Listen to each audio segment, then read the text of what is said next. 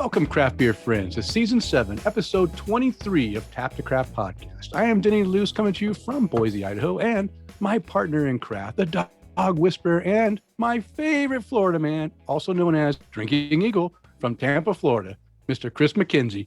How you doing tonight, and what is in your glass? So this evening, we have come off of a hell of a long weekend. So just like you were moving Haley a couple of weeks last weekend, yeah, we have started the process of moving a little bit at a time into our new house. Which is worse, a little bit at a time or all at once? I would be willing to bet that if you really thought about it, it's probably worse doing it a little bit at a time because it drags on. It's like a real slow Band-Aid that you got to pull off of a really hairy arm, right? Yes. Yeah. I don't know. Fortunately, because we're 5-6 minutes away from our new place, it's not such a big deal. Yeah, which I'm pretty happy about. Doing it all at once, man, we just don't have the resources nor the yard prepped to do so. Like, we got to make sure we get our fence installed and all that good stuff. So we're doing it a little bit at a time. We took some, patio furniture over there, getting stuff set up by the pool, just random kitchen stuff, cleaned out our storage unit, all that good stuff. So we're able to do it a little bit at a time. Now, admittedly, it has to be. It's probably more expensive to do it slowly. So I don't know. This is how we did it the last time, and I told a couple people, hey, I really enjoyed being able to do it this way. This was nice. It was simple. It got done. So you're not all stressed out trying to arrange for people to come help and make sure everything's boxed up and get all your muscle. And I mean, if you do it in small, I could see where small portions of it would be less stressful. If you're not rushed for time, you still have 5 months on your lease. So technically, you got 5 months to move. And you know what? It's technically right. And reading through our lease, I'm looking at it and I'm going, okay, well, can we get out of our lease early? Because our lease says, you got to go through the whole term. So I'm sitting here going, okay, well, how? There's got to be a way. There's got to be a way to get out of this, right? And I think I'm gonna, pull the angle of, hey, look, we have to make an emergency move or whatever it might be, and can you help us out? I know we're supposed to have the whole term, so we'll see. And if not, I've got a plan. Okay. But the plan... How's the... Oh, go ahead. Plan I was going to say the plan might affect my credit in the long term, so I don't know. Oh, you don't want to do that. You want to keep your credit. But yeah. How's the housing market in Tampa? Is it booming? Stupid. So the person won't have a problem filling the vacancy once you're gone, right? I don't think they would. And the good and the bad is that it's not just, John Smith down the street renting out the house. This is a very large organization with houses in probably a dozen states. So if they lose out on one tenant, right, it's not going to hurt them like, one person renting, one of their 3 houses and it, hurting their monthly income. So I don't know. I guess we'll see. I'm going to see. Somebody said to me, well, I guess you'll find out how much of a soul this company actually has. And I guess we'll go from there. But enough about me. Let me get this beer out of here. So I'm doing good, just a little tired, move some stuff. And it was a hell of a long weekend. Then we jumped right back into work today and had a very full schedule. In my glass today, I am drinking a beer from Anchorage Brewing Company. It's called Be Patient. It's a double India Pale Lager. Double India Pale Lager. Right. Wow. So the name goes along with what you would prefer, Denny. Okay. It's double dry hopped with Strata and Citra hops. Oh, nice. Wow. And just like everything that they do, there's a pretty cool label to go along with it. So sadly, though, this one can't be peeled off and stuck to a magnet, which I'm a little upset about, but you know, Well, you could always just cut the can and then fold it out. I don't think it sticks to the magnet as well. Gotta get Oh, my face okay. in the center here. Yeah. You know what? I'm gonna buy myself a new camera here soon. But anywho, but I'm really enjoying this. It's light. It's a little on the, a little more of the double IPA mouthfeel, kind of a little heavier in the mouth, but it's got that crispiness to it like the lager does. And then Nice. there's some nice citrus and melon flavors from the hops in there. So Sweet. very much enjoying that. Now that I'm done rambling on about my entire weekend. Life. Yeah. How are you today, Denny? And what's in your glass? I'm good. I'm drinking a lager like you, but mine's not double dry hopped. Mine's my old standby Payette Flyline Vienna style lager. And I mentioned this on either our show or I think it was one of our episodes, and I couldn't remember the damn name of Flyline. Well, here it is. I saw it in the store. And I said, you know what? That's the beer I was trying to think of the name of. And I grabbed a 6-pack. So I have 3 of these I'm going to be drinking in the short show we'll have tonight and enjoy that. But I've been drinking some other stuff too.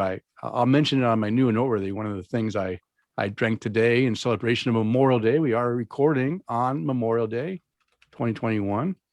And Memorial Day is always a sombering, special day for me. I mean, sombering, but also special because I've mentioned it on the show before, but I'm named after my father, who was named after my his uncle, who died as a prisoner of war in the Philippines in World War II. He was part of that 1,000-man march or 1,000-man march. He caught, malaria or whatever and died and was buried in a pit. And unfortunately, his body was never recovered. Of one of the ones that were recovered, all the bodies that were recovered, his was not. So we don't, we don't really have, have his remains.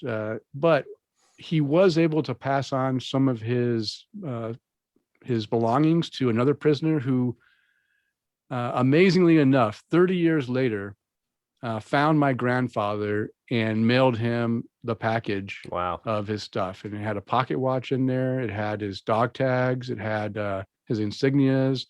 It had a flag, little mini Zero flag that was folded up in there.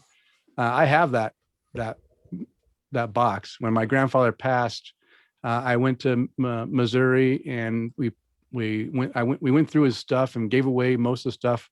And I brought back I'm a big history buff and I love knowing about family history. And so I just grabbed everything of my grandfather's military stuff, as well as the history stuff of our family. And I brought it back with me. And that was one of the things I found and just blown away. My grandfather had told me about this, but I hadn't seen it until I went through and pulled it out of his stuff. And I'm so glad that I went and did that, because if I wouldn't have gone, that would have been lost forever.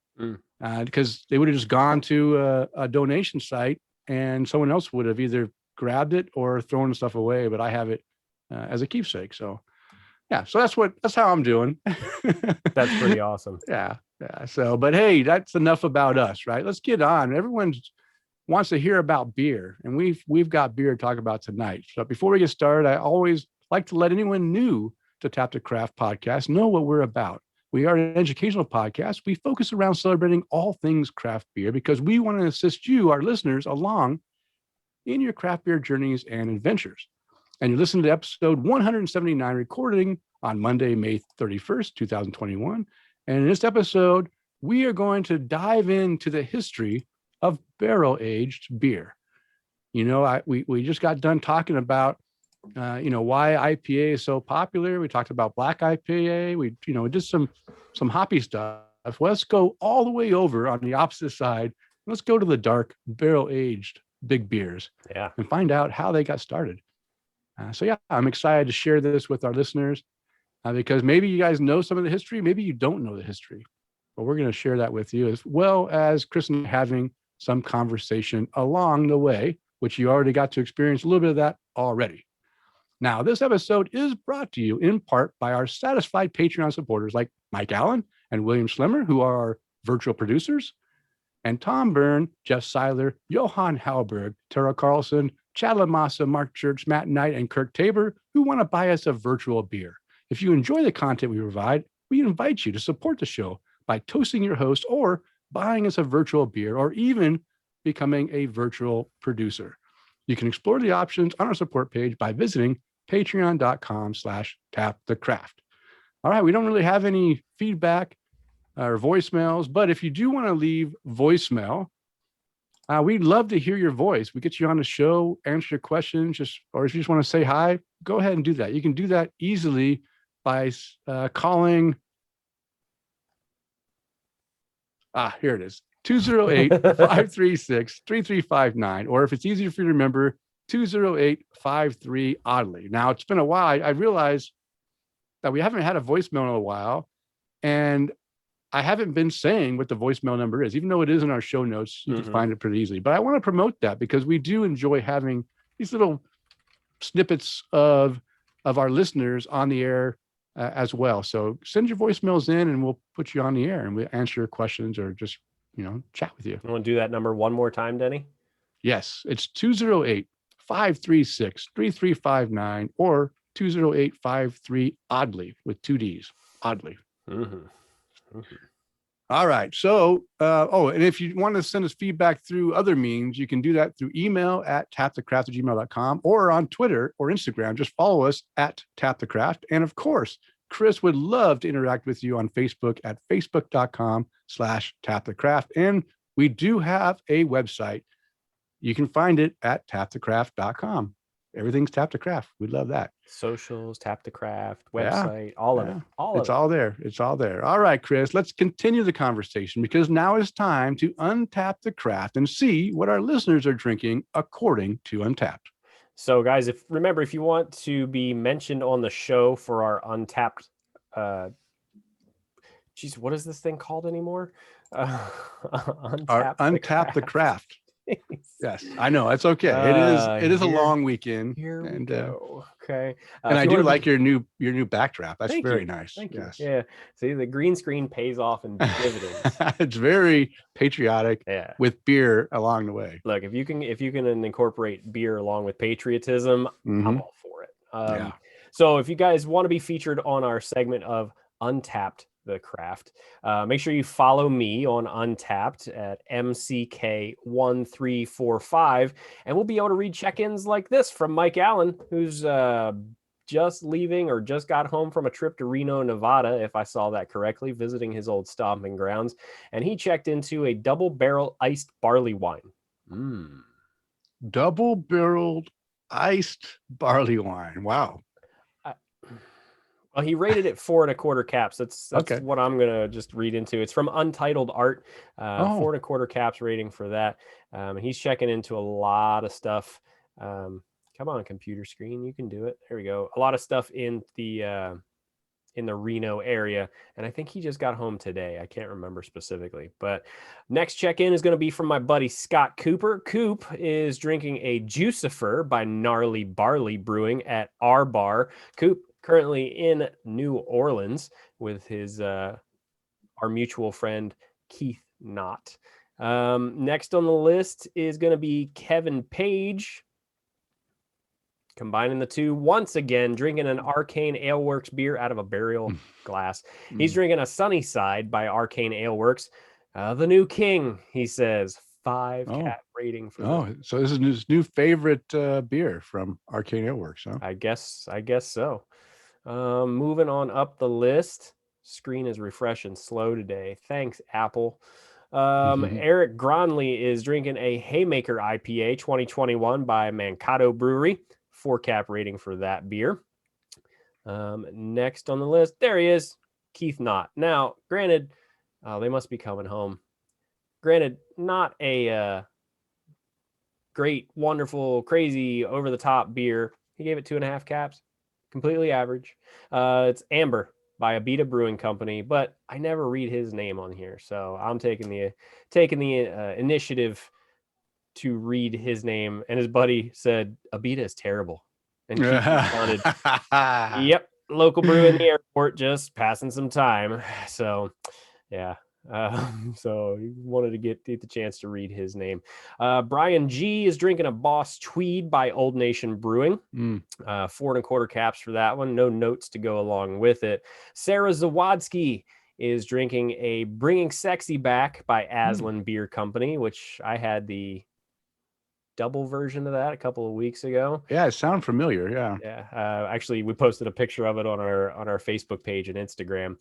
Sarah, old high school alumni of mine, 4.5 caps for that India Pale Ale from Aslan. Let's see. Scrolling all up. Kyle Lilly.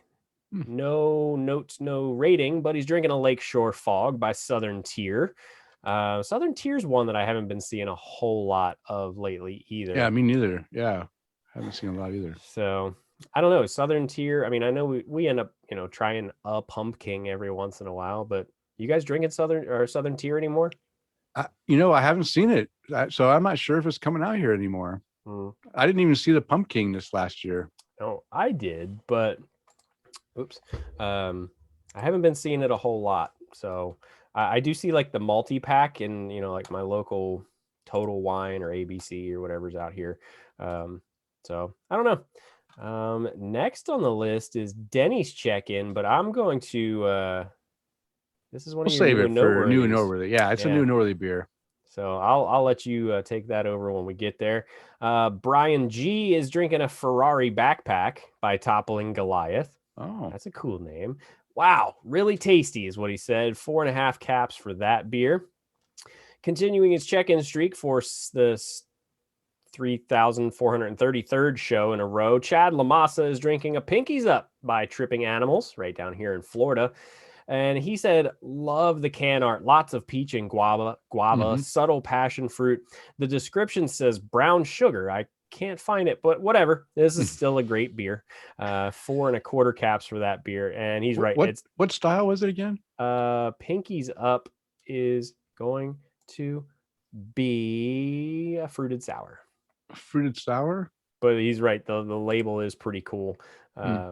If I can get that to pop up. Let's see what Chad is drinking.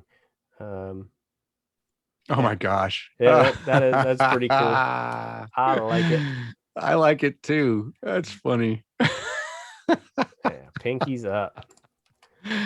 Oh. And Tripping Animals, Denny. Those are the guys that did that cat dog beer. The cat dog one. Yeah, I have those labels right here on my shelf. Oh, come on. So is that all they do is like sour beers or I don't know. So do they do an IPA? Do they barrel aged stout or anything? That's a great question. You know who would be a great person to ask for that? I think Dan Charlie. Yep. Good old Charlie or Joel Bigham. Yeah, I mean we could ask them both. So let's see. Next on our list is going to be Tara Carlson. Oh, Tara. She is drinking a Thirst Monster by Union Craft Brewing, and she writes, "Rain is finally ended, so porch drinking to celebrate."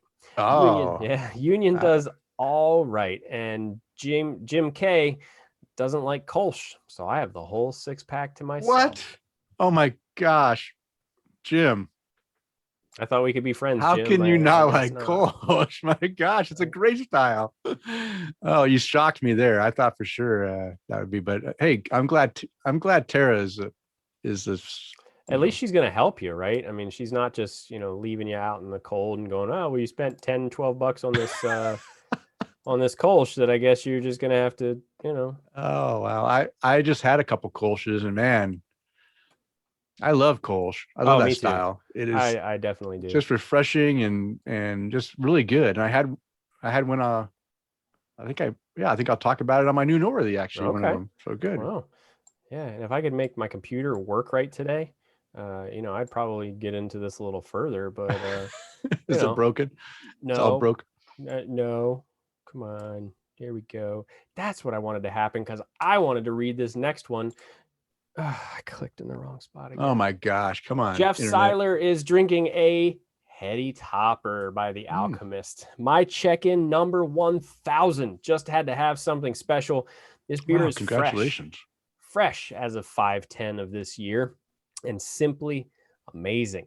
One of the best I've ever had. Cheers Now on to 2000, 5 cap rating for that beer.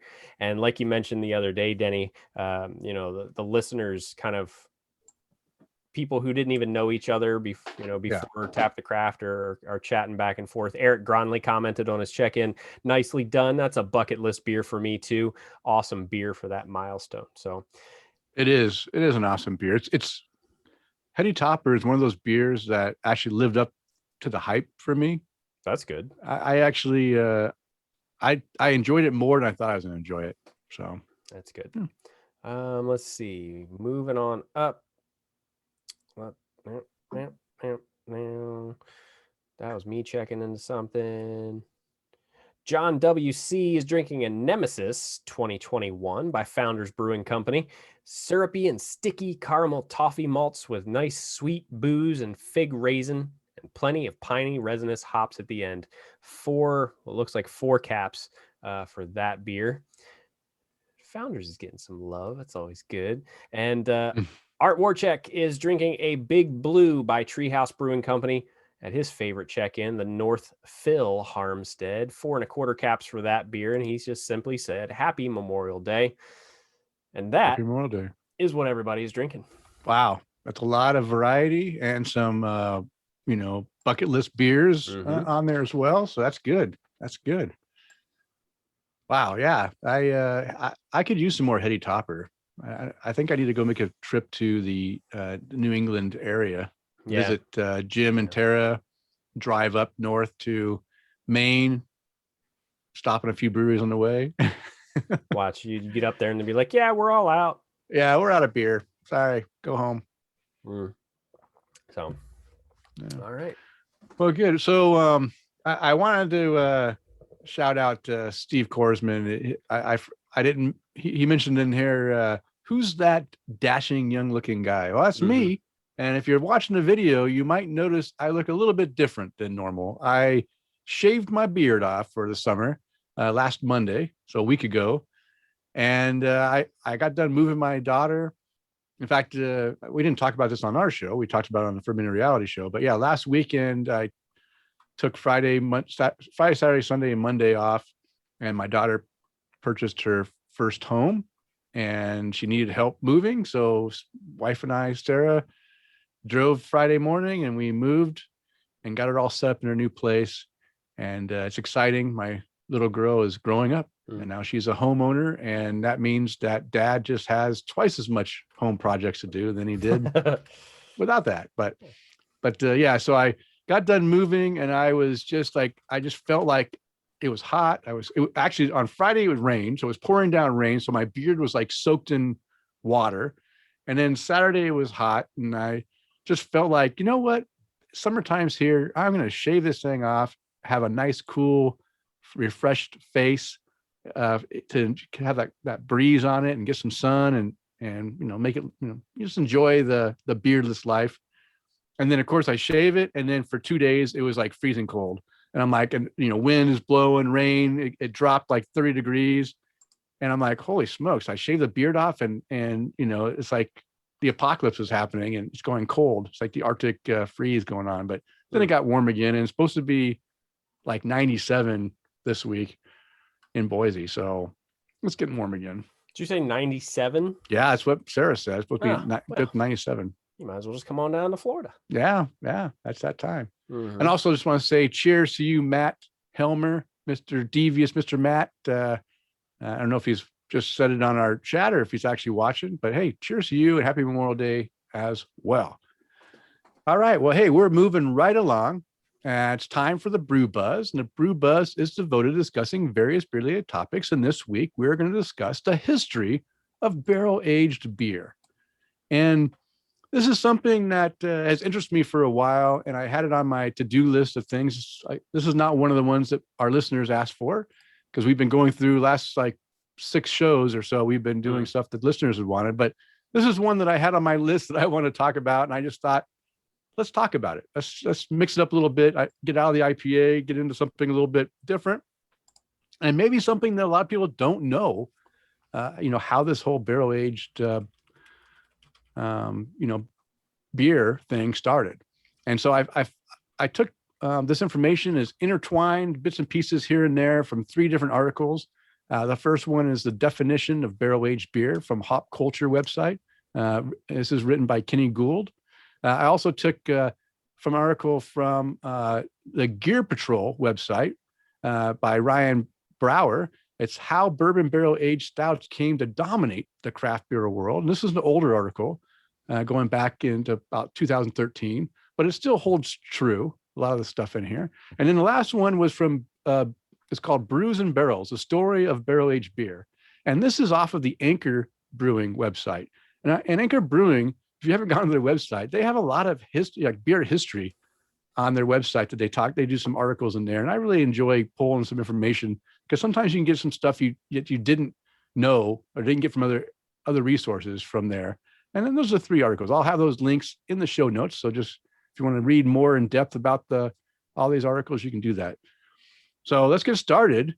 And Chris, I'll start it off and I'll just pass the baton to you here after a few paragraphs. All righty. All right. So starting in 300 BC, the Greeks and Romans started to age their wine in wooden barrels instead of animal skins. A few hundred years later, European brewers discovered that wooden barrels made sturdier vessels for shipping beer than wineskins and could more easily be rolled around, So yeah, I mean, you can't roll a wineskin. You got to haul that thing on your back. And it's kind of probably clumsy too. But barrels, you just roll those suckers right onto a boat. That makes it real easy, or a wagon. And oak was the popular choice for making these barrels. Eventually, barrels proved useful not only for storage, but for mellowing the effects of warm flavors they imparted to whatever they held. In 1783, Evan Williams opened a distillery in Kentucky and used wood to age his bourbon. According to legend, he made the stuff in Kentucky and shipped it down the Ohio and Mississippi to New Orleans, where he realized that it tasted better. Thus, moonshine became bourbon. The whiskey came from Kentucky's Bourbon County. Wood has played an important role in the brewing industry for centuries. For hundreds of years, beer was fermented in wood, aged in wood, shipped in wood, and served from wood. The wood ceases to provide anything to the product except maybe bacterial infection after the initial use, and beer barrels were extensively reused. Wood is porous and notoriously difficult to clean. Beer shipped in wood has to be either consumed in short order or preserved by heavy hop rates, high alcohol content, or both.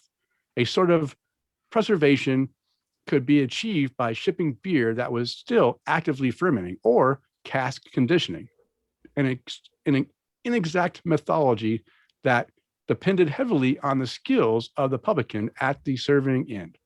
In any event, the use of wood in brewing was enthusiastically abandoned with the advent of metal kegs, fermenters, storage tanks, and for the most part,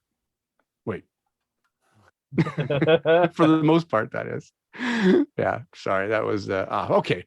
So that's just getting started with kind of how barrels came about, and then a little history in the fact that, hey, barrels are used for everything for beer, but it wasn't the optimum material if you didn't want to risk having infections and if things weren't cleaned right, or there's a lot of things that can go wrong when they're stored in wood. So when metal kegs came about, and storage tanks, kegs, everything, fermenters, that took away a lot of that bacterial issue. So they kind of said, screw the barrels, let's go to metal. Sure. Now we're going to start to get into the reemergence of applying beer to wood and the effect it has on craft beer. So Chris, why don't you go ahead and continue on? Well, I got to get it together, man. I just realized that my Aunt Jackie just signed on to start watching the show. Hi, Aunt Jackie. And I don't, is she a beer drinker? No. Well, let's make her a beer drinker. Aunt Jackie, grab a beer. Yeah. I mean, there might be some beer around the house. I'm not sure. We're starting it in 1992, right? Yeah. Okay. In 1992, Greg Hall was eager. Goose Island's brewmaster was seated for dinner at LaSalle's in South Bend, Indiana, with industry representatives from prominent cigar, bourbon, and beer outfits, listening to a man with a heavy Kentucky accent wax poetic on the magic of liquid sloshing around charred oak barrels. Hall loosened up. That was it. On the eve of brewing Goose Island's 1,000th batch of beer, Hall had wanted to make something special. 2 years earlier, his contemporary and friendly rival brewer Larry Bell of Bell's Brewery had done this Bell's Batch 1000 ale, a head-turning, hard-to-get strong ale. And he wanted to do his own spin on celebrating his 1000th batch. It was at that dinner Hall decided his bombshell beer would be a bourbon barrel-aged stout. The only problem was that it didn't exist yet. Well, not really anyway. Oh, so it was competition that spawned all of that. Yeah, you get one-upmanship. All right. Do something better. All right. The man with the Kentucky lilt? Yeah, the man with the Kentucky lilt was Booker No, Kentucky Bourbon Hall of Famer, then master distiller of Jim Beam Distillery, and the grandson of the Jim Beam. And the beer, which he called Bourbon County Stout, changed beer forever. Goose Island's Bourbon County Stout, which ferments in stainless steel vessels and ages for 100 days in Jim Beam bourbon barrels, remains one of the most sought-after barrel-aged beers today. Yeah. The earliest Bourbon County Stouts were not like the Bourbon County Stouts of today.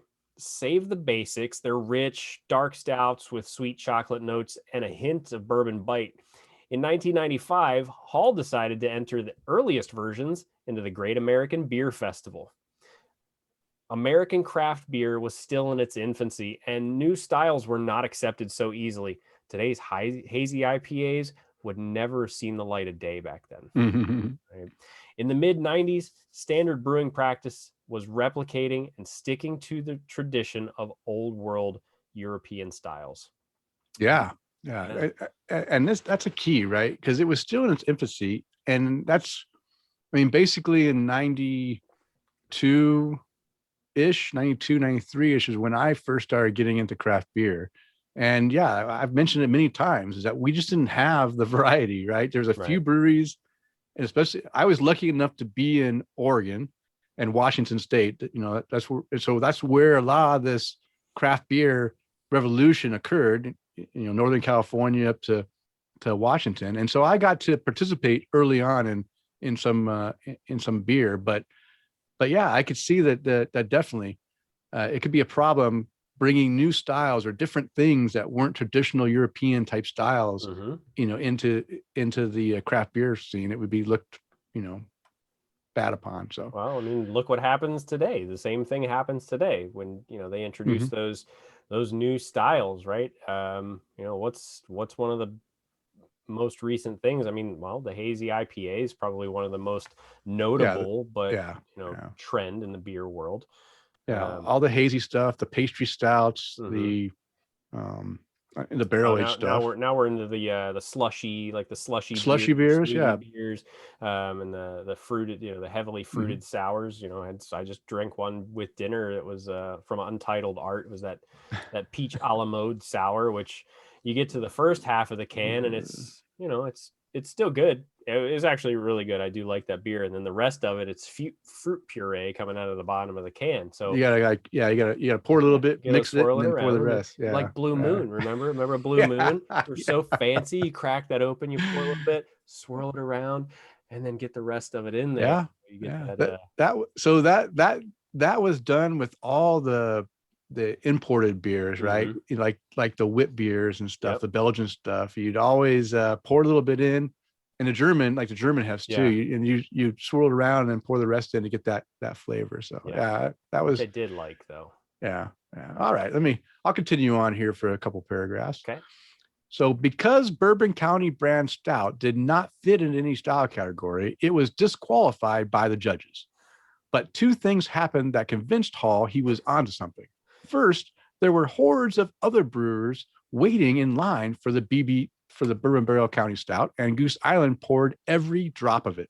As Hall recalls, the positive feedback from brewers at the Great American Beer Fest was immense. Brewers like Garrett Oliver from Brooklyn Brewery, John Harris from Ecliptic Brewing, which was At that time, he was part of Full Sail, Mm. and others convinced him Bourbon County was indeed special.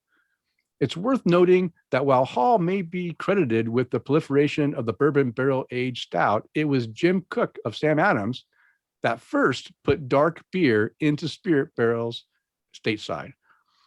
The beer was called Triple Bock, and there's about 1% of the original gravity stuff in Sam Adams' Utopias. So this is a beer that was, that soon became Utopias, which, as everyone knows, is a very sought after experience. Now, it's interesting.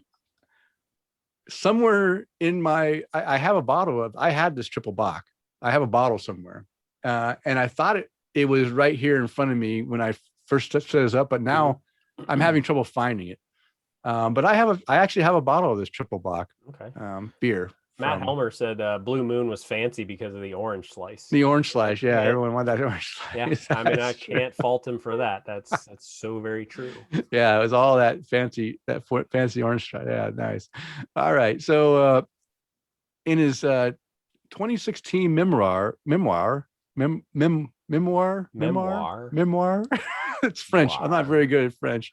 It's called Quench Your Own Thirst. Cook recalls getting the idea for his first barrel-aged beer by looking at planters made from cut-in-half bourbon barrels.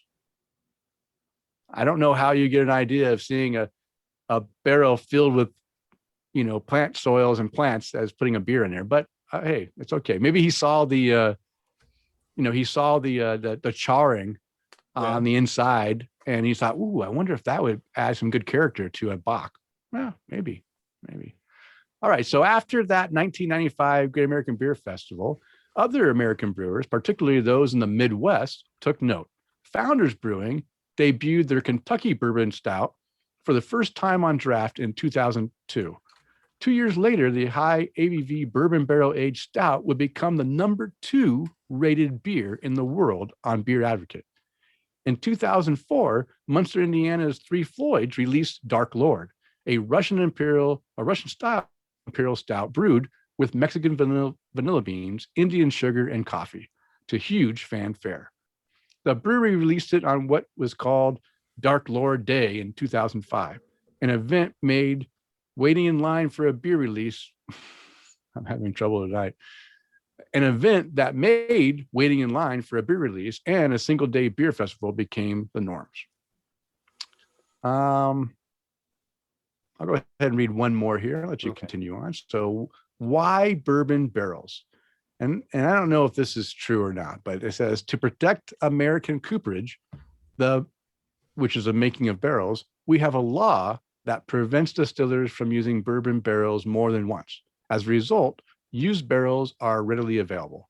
They also happen to be chock full of interesting compounds. Lactones yield floral aromas.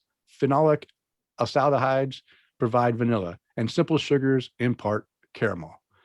So, I know that bourbon is only, a barrel is only used once in the making of bourbon. I know that's special, but I didn't realize that there's like real laws that, what happens if you make a bourbon with a barrel a second time? You get thrown in jail? You're going to prison. Yeah, is that you're going to prison? That's harsh. I don't know how true that law is, or if it's just an understood thing where you only use a barrel once to get that rich character you want, and then you pass it on, and you need to have that one-time use to get the real flavors. I don't know. Maybe someone that's in the know will know that better. But that's why bourbon barrel, because if you can only use it once, they got to get rid of them. So they have an abundance of them. And that makes it easy. At that time, it made it easy for breweries to pick up these barrels that weren't being used to put beer in. All right, Chris, what you want to say something? No, I was going to say, we're either going to get a text from John in, a couple days, and he'll go, here's the skinny on what's going on with this. Like, if we do it, you get fined $1 million or something. Yeah. The flavors that develop within a bourbon barrel throughout the long process of selecting wood, building, and charring the barrel, combined with the even longer spirit aging process, creates a perfect medium for flavor development in beer. Those flavors pair so perfectly and effortlessly with well-made stouts. It's like a match made in heaven, states Matt Brindlinson of Firestone Walker. Nailed that one. Yeah. Not every beer does well in bourbon barrels, though. Typically, the best candidates have a high alcohol percentage and strong flavors that won't get overshadowed by the wood. Think porters, stouts, and barley wines. Now, barrel aging should not be confused with cask conditioning in the classic sense. Whiskey barrels are not designed to hold a pressurized product and cannot be used for fermenting, which produces CO2, unless they are vented. Mostly, with a few exceptions, today's process is really just a flavoring procedure in which a fully fermented and finished beer is held in a used barrel for a period of time. Often, the brewer will simply barrel age one of their standard products. Other times, a blend of several beers will be barreled. Sometimes a special brew will be designed to take advantage of the possible flavor combinations. In all cases, the end product must be recarbonated and is usually blended with a significant volume of unbarreled beer prior to sale. The length of time the beer remains in the barrel can be as little as a week or two, or can be as long as a few months to a year. It just depends on the brewer, the type of barrel, and the intended result. Due to the extra time and expense involved, barrel-aged beers are typically sold at a premium and are usually in short supply. Yeah. So a few things mentioned that I think are key here, right? You can't ferment the beer in the barrel because it just can't handle the CO2 generation. I mean, you probably could, but you need to ventilate it so it doesn't, have issues. But as we already read earlier, when Goose Island first started making their barrel-aged beer, they did all the fermentation in the steel tanks, then transferred to the barrel to age it for 100 days. And then, as we just read now, you have to then transfer it back into a container to pressurize it, carbonate it, and then either serve it as is or blend it. Now, I don't know if Goose Island was doing blending on their first batch of barrel-aged beer. I'm thinking that 100 days in a bourbon barrel is going to have a strong bourbon barrel character, right?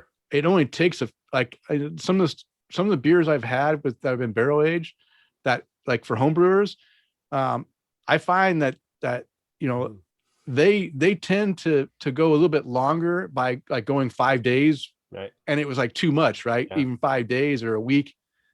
So it doesn't take long to get that character in there. And so the other thing that I mentioned in this last or the paragraph before the last one is that you take that barrel age, you get it to a flavor you want, then you blend it back with the original beer in some percentage, and then you have that nice balance of the bourbon character, the vanillas, the sugar, the burnt caramel flavors, and you blend that in, and now it's mixed and it's a well balanced. It's not overpowering with that bourbon.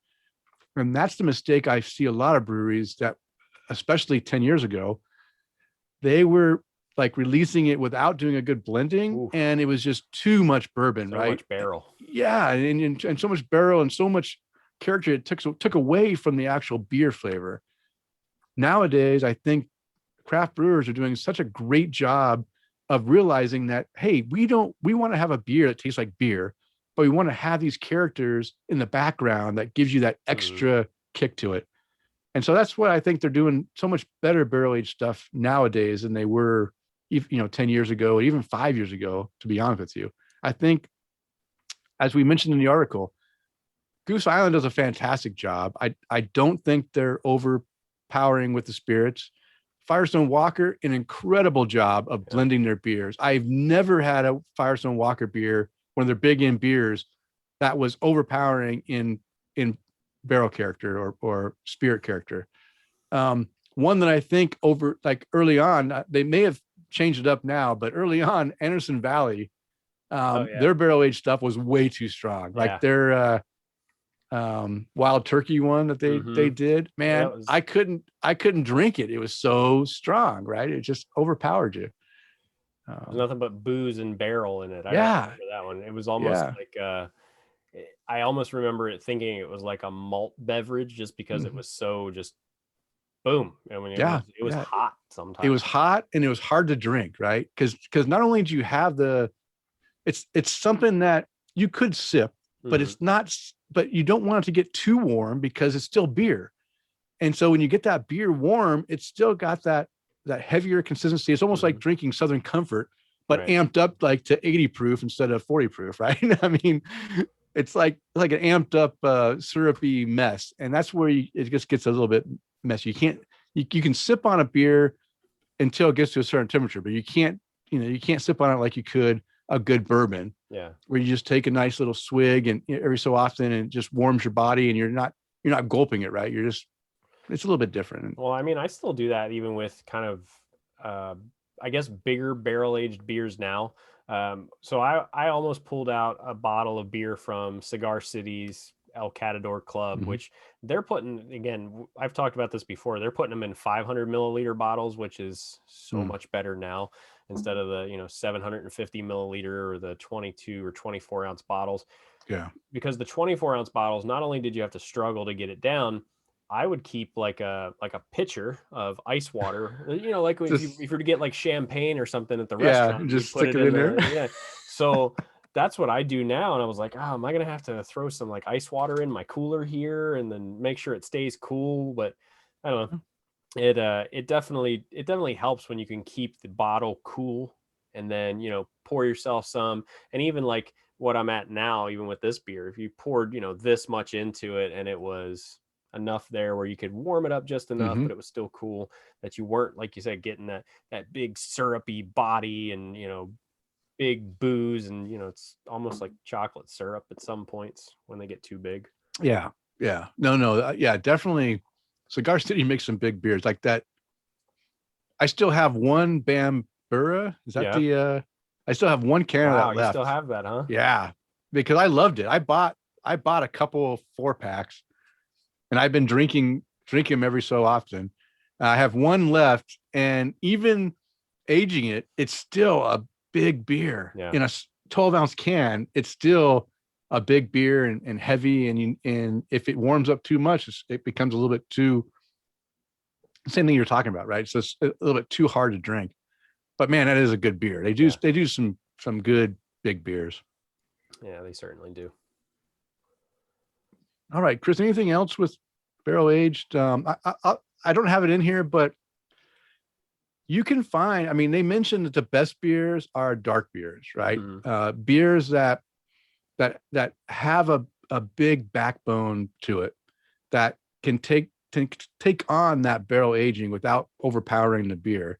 But I've seen, I mean, gosh, I've seen barrel aged IPAs. Mhm. I think I even had one. If I look at my Untapped, I could probably pull out one I had, and I thought, well, it's a gimmick. Let me try it. It's a gimmick. Barrel aged IPAs It are not sucked. good. It's just not good. So there's some beers that just don't work. Uh, I've even seen. I haven't had one, but I saw that someone did a barrel aged cream ale. Again, cream ale doesn't have the base to support it, right? You're gonna. It's. I mean, maybe it's great. Maybe they can do it in a way that can mellow out those characters, but again, it's not anything light is going to be harder to accept. Now, barrel aged, like Belgian ales are Mhm. good. Yep. Barrel aged. I'm trying to think of another one. I just had one in my head that like barrel aged saisons. Um, I've had barrel aged saisons in wine barrels, and they work out really well because that saison character, that herbiness, the herbal Mhm. notes and stuff, and the everything goes well with it if it's not too much. But it has to be the right wine. It can't be a red wine. It has to be like not really reasoning, but something lighter. Not a Chardonnay, that'd be too strong, but a Pinot Gris or something that's maybe a little bit lighter in character, doesn't overwhelm it. I've actually had some barrel aged saisons that were really good. So keep in mind that there can be some other styles um, that might work well with barrel aged, but pretty much most of them are going to be the darker style beers. Have you had any strange ones? Um, I think I've had a barrel aged IPA, but Yeah.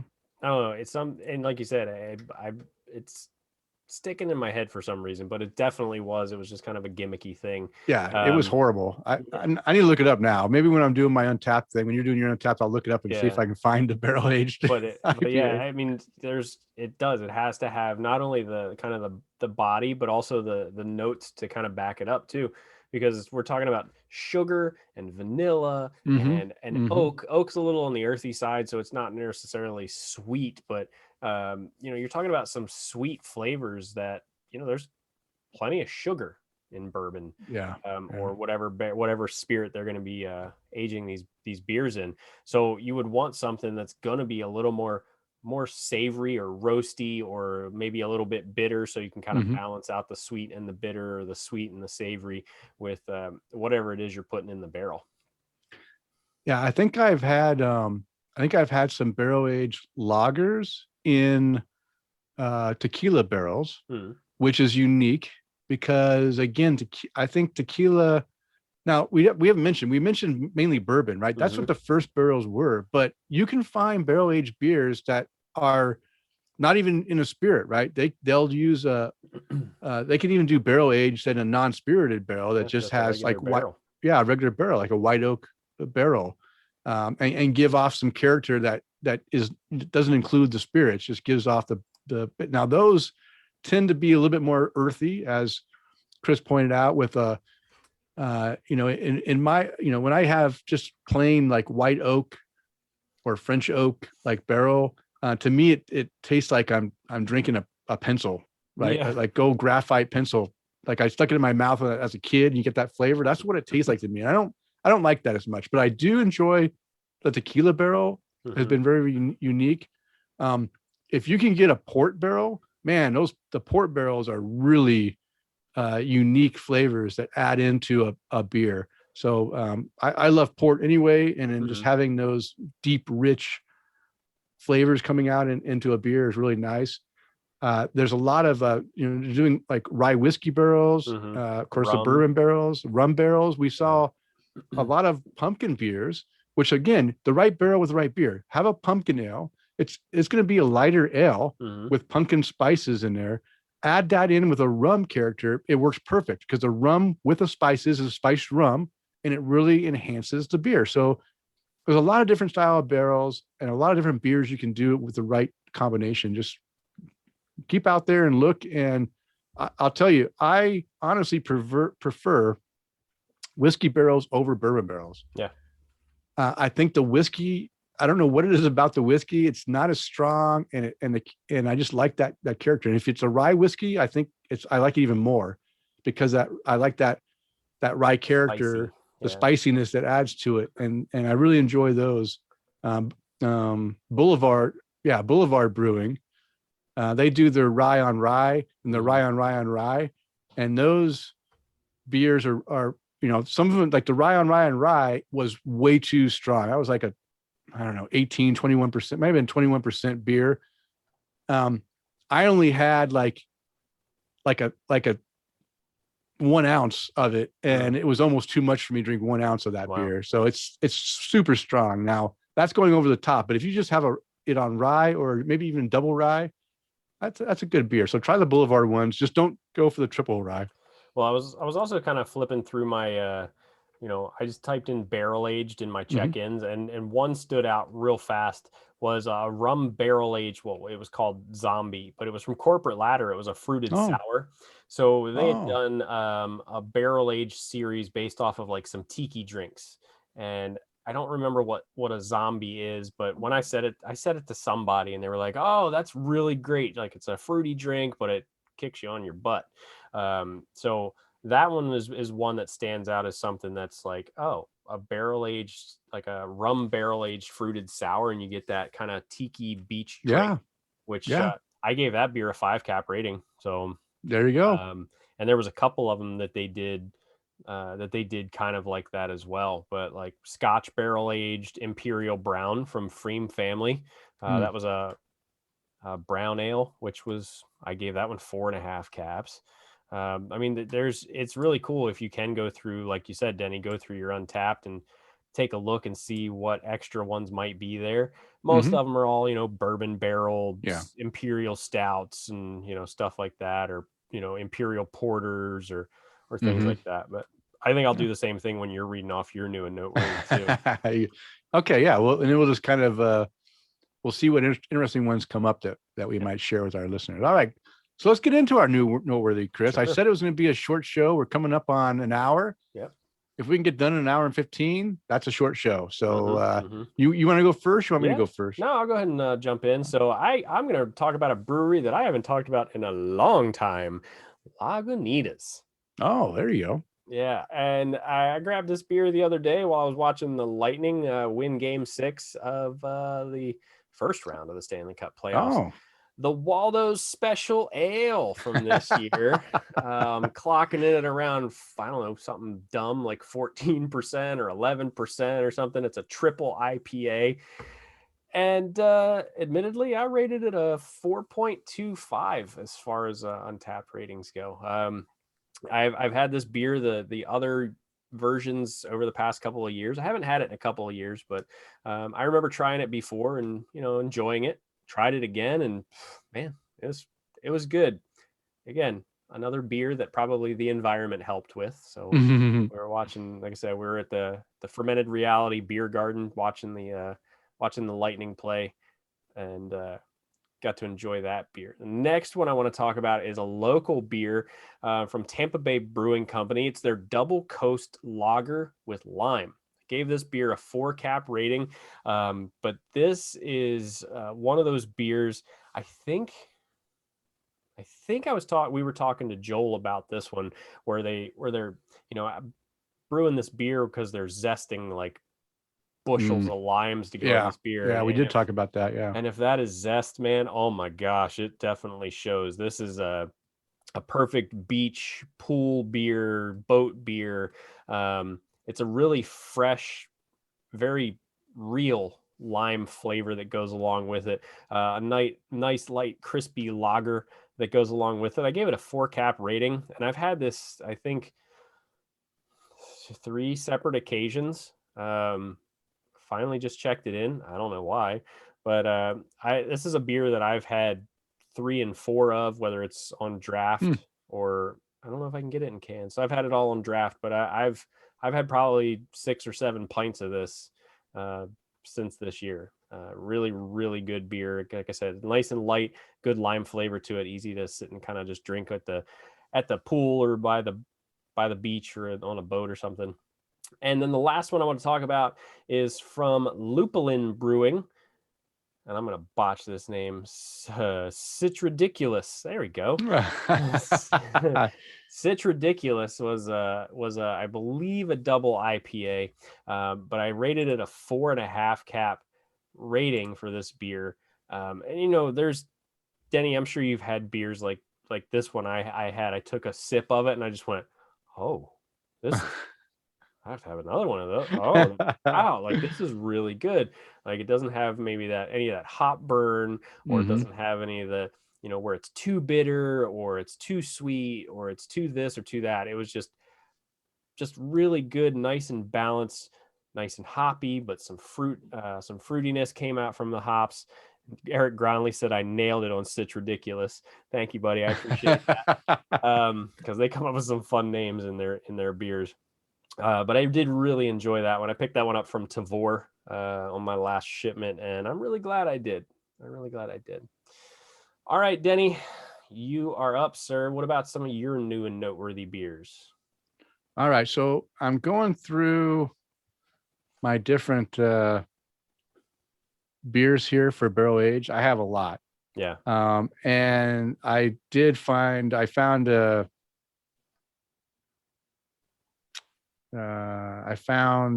now I can't find it. I found a Belgian IPA-ish one that wasn't good.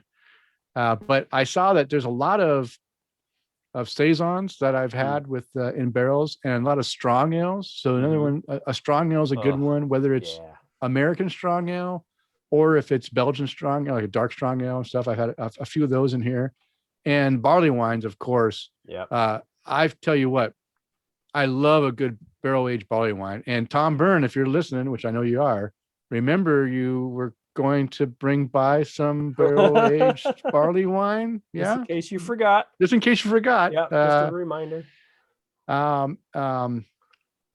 But yeah, there's so many different ones. I haven't found yet the IPA, and it may not have, I just did a search for barrel aged. So it may not show up just with that search. Oh, I found it. Oh, you found one? Doom. It's from Founders Brewing Company. It was a double IPA. That's the one I think I had too. Yeah. I think you're right. And it was like they did a series called like their wood age series, but Doom, this is the notes they put on Untapped. Doom may be an impending, but that doesn't mean you have to fear it. A collision of worlds the intense hop character of our Imperial IPA mingles with the warm vanilla and oak notes imparted from time spent in our favorite bourbon barrels. Like all good things, Doom comes to those who wait. All right. So let me go into my Newton Overworthy. I only have 3. I rated that 4.5 caps. Wow. Well, good for you. Yeah, I think Doom was one I think that's one I was thinking of as well. So I'm going to start off with what do they call it? Beyond Beer product. Beyond Beer. All right. It's actually a cider. Okay. So it's not a seltzer or any kind of hogwash like that. This is a cider from One Tree Hard Cider Company. It's called the Snowglobe. It's a sweet cider. Now, we had this. I found this beer in the back of the fridge, and I thought, you know what? Cider, not beer. I said, oh, you know what? Let me drink this cider. It's, I saw it back there. I was like, oh, I think we've had it for a while. Sure enough, we've had it since before Christmas. It's called Snowglobe, right? So it's going to be a winter cider. And I didn't realize until I brought it out and I looked in the bottom and I saw, wow, what's this silver stuff on the bottom of this bottle? And then as I was turning it, I started seeing like glitter come up out of it. And I read it and it says, this is a glitter beer or glitter cider. It says shake gently. So I started doing a swirling action. And I started swirling it, and sure enough, that glitter started rising up into the cider bottle. And I'll tell you what, this One Tree Hard Cider Company, they know how to put glitter into a product, because this not only suspended, it was a silver glitter on a like a cranberry pink, like dark pink cider, and it worked perfectly. Now I've mentioned that I've had glitter beer a couple of years ago. We did a show that talked about glitter beer, and I actually had a glitter beer from Barbarian Brewing here in town, and I wasn't too impressed with it. And that beer didn't suspend at all. You'd stir it and it would go straight down. It's like, what the hell? It was like it wasn't working. And they didn't use the right color glitter. It was kind of depressing for my first glitter beer. I'd heard you say they didn't use the right colored glitter. Yeah. Now move 2 years forward after I thought the glitter thing was like that went up, and then I thought it just died, right? I didn't think I'd ever see a glitter anything. And I pull it out and I'm just amazed that this is really working. This is what it should be. This is what I've seen on other videos of beers that were coming out of Portland, Oregon, that this was actually suspended and doing swirls, and it was kind of cool. So I made a video and I posted it on our Untapped, on our Instagram for Tap to Craft. And One Tree Cider right away responded back in a direct message to us saying, because I made a comment in there that, hey, this is like a real glitter thing, right? The suspension is real. You can really see the snow globe effect. And I really kind of dug it. And they said, yeah, we have a secret method that we do it to make that work. Well, hey, your secret works. Whatever it is, it works perfect. So then I pour it. And again, the glitter in my glass, I was using this glass, by the way. It's just a pub glass from the chutes. There's no etching on the bottom. But I'll tell you what, I pour it in there, and just the agitation of pouring a beer in there, it swirled the stuff around, and it was like a hypnotic effect on you, just watching the swirls go around. Well, then you drink it, and guess what? This was a fantastic cider. It wasn't a gimmick. Right? It's a gimmick to put it in and make a snow globe, but my gosh, the cider was really well done. Now, I'm not a big fan of sweet cider, and this is on the sweeter side, Right. but it worked because it was they didn't really say what flavors were in there, but of course it was apple flavors. There was cinnamon flavors in there, and there was what I was taking as cranberry flavors in there. I felt like the other flavor was in there was cranberry, and I think cranberries would give that red color as well to it. Now maybe I'm completely wrong, but it tasted like an apple cinnamon cranberry like pie, right? It had that characteristic of eating a winter pie, and the cider was fantastic. It was so fantastic, that I gave this thing a 5 cap rating. Oh, now part of that 5 cap rating, if I would have just to rate the cider alone without the special glitter, I might have gave it a 4.5. But I decided that extra ingredient in there of the glitter, it gave me such joy in now. I mean, small things make me happy, but it gave me such joy that not only the cider was great, but the visuals were fun and I enjoyed it, that I upped it an extra 0.5 cap rating for my experience because I was just in a good mood and I thought they did a great job. So yeah, so that's I found your beer. The Stone and Sierra Nevada NXS from Stone and Sierra. Yeah. Wow, I actually gave that one 3.5 caps though, huh? I mean, you didn't rate it like anything crazy, but it's it's there. Yeah, that's one of them. And there was another one from Stone, I think, that was a Belgian IPA too. There's done with Ecliptic Brewing, I think. Yeah, but still. But yeah, I've had a couple of those IPA barrel aged ones, and honestly, they're not that great. But oh well. Oh, well. Okay, so that's was that? I said oh well. Yeah. Oh well. All right. So that was a cider. If you guys want to, it is sweet, but it's not overly sweet, right?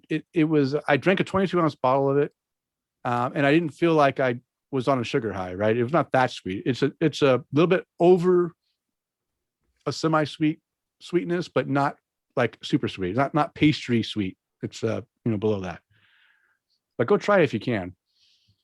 All right. The next one is going back to the brewery that I'm so happy is distributing in Boise, Lumberbeard Brewing, because every beer I've had from them has been fantastic. And I just bought 4 more beers that they brought into the town, and I'm looking forward to drinking all of them. But the first one I had was a Kolsch. It's called the Friendly Neighborhood Kolsch. And what I said on the taps is fantastic Kolsch style beer, crisp, refreshing with a solid bready malt character and delicious. I'll tell you what, these guys don't make a bad beer. And I gave this one a 4.5 cap rating. And then the last beer is I was in Pocatello last weekend, and I can't go to Pocatello without visiting Jim Dandy Brewing. And I had a few beers there and brought a few beers home. And I'll only talk about one beer tonight. I could talk about a few, but I'll just talk about one. It's from Jim Dandy Brewing, On the Grind Coffee Stout. What I said about this is coffee aroma is spot on, not overwhelming in the flavor, and complements the chocolate and the lactose. It's also a milk stout. So it's like a coffee latte, like a latte stout. So it also has lactose in there. Nice. It's also not too sweet, which I appreciate in a milk stout. I even get hints of dates in the finish. A very well-made beer that really takes off as it warms up. And I gave that one a 4.5 cap rating as well.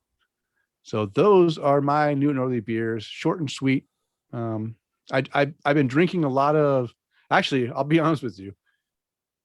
Saturday, I didn't drink any beer at all because I was in the mood I had 2 gin and tonics, which were fantastic. And I had 2 Moscow Mules. So I was hitting the more summery fun drinks on Saturday. So I've been having a little bit of fun with drinking some spirits, and I've been drinking just my go-to beers like Flyline Lager and other local favorites that I don't check into Untapped because I drink them all the time. It's good. It's good. All right, Chris. Well, guess what? We're going to wrap this sucker up pretty quick because it is Memorial Day and we need to get back to our partying. I'm gonna go to or bed. or sleep. Yeah, or sleep. I'm sure. Hopefully, Megan's not behind you, just snoring away. Right? She's is she sleeping? No. No. Okay. She's waiting for you. Good. But before we wrap this thing up, Chris, I always want to give a chance for you to go ahead and raise a glass to someone you'd like to raise a glass to. So, who would you like to raise a glass to tonight? So I want to raise a glass to my buddy Trey Thrailkill here in Tampa. Trey will be celebrating his 32nd birthday tomorrow. Wow, what a youngin'. I know, he's such a child. He acts like it too. That's why he and I get along so well. But cheers to you, buddy. Happy birthday. I hope you and I get to have a beer pretty soon. Cheers, Trey. Yeah. And hopefully you're brewing some beer because, well, you're pretty damn good at that too. So what about you, Denny? Who would you like to raise a glass to today? All right. I raised my glass. I could pour another beer, but I still have a little sip here. First, I want to raise my glass to our Patreon supporter. And that would be this week would be Johan Halberg. Cheers to you, Johan. We appreciate your support. Thank you. And I hope, one day you're going to be here coming to America and I'll be flying to wherever you're at so we can drink together. That'd be great. Mm-hmm. And my second toast goes out to our virtual producer, Mr. Mike Allen. It's his birthday today. Cheers, birthday, Mike. Happy birthday. And yeah, he was, as what I understand is that he took a week to go hiking in the mountains, probably in the California or Nevada mountains there. So good for him. He posted some pictures of his pack out. And I guess he made comments. There's some extra stuff in there for, because it's, some luxury items in there, but I saw what I'm looking at his stuff and I say, what's luxury in that? There's no B cups in there. Yeah. Well, yeah, there's no beer. Maybe he has a flask in there I missed, but it looked pretty much straightforward on what you need to go hiking for a week. I was talking now, so you should get some dehydrated beer. That'll take care of it. Yeah. Just filter it through your filter. You get some water, filter it into there, shake it up to get the carbonation, and then drink it up. Yeah, that'd be nice. Also, of course, being that we're recording today on Memorial Day, it's a special time to thank all of our military men and women out there protecting our freedoms, especially those who died for our freedoms and who were recognizing on this day, Memorial Day. Thank you for your service and for your support. And I hope everyone can return home safely to your families. And Chris, why don't you go ahead and give a shout out or a toast to our sponsors? Sure.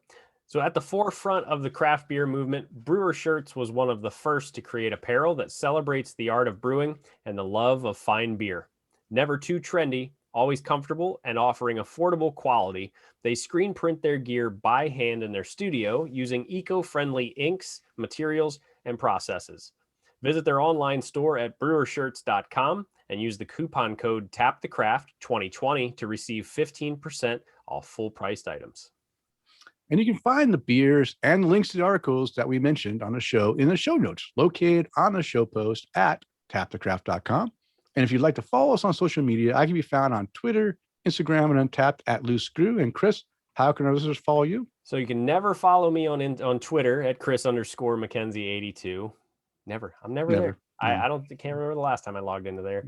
Or you can find me on Untapped and Instagram at MCK1345. And of course, guys, you can find us on all things social media at Tap the Craft. Go follow us, like us, subscribe. We would absolutely appreciate your support. Yeah, we sure do.